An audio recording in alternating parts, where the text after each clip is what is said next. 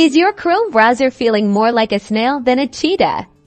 Let's supercharge it and get you back to lightning-fast browsing in just a few simple steps. First, click on the three dots in the top right corner of your Chrome browser. This opens the Chrome menu, where we'll find everything we need. Now, scroll down a bit and click on Settings. This will open a new tab with all of Chrome's configuration options. In the search bar at the top of the Settings page, type Memory. This will help us find settings related to memory usage, a common cause of slow browsing. You should see Performance in the settings on the left. Click on it and notice the Memory Saver. Make sure it's toggled on.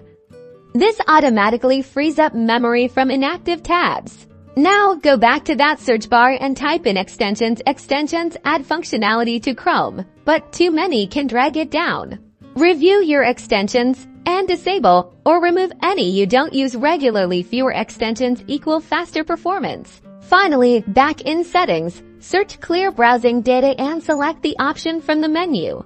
Make sure cached images and files and cookies and other site data are checked. Clearing these regularly can dramatically improve speed. Click Clear Data. Now your Chrome browser should be much faster.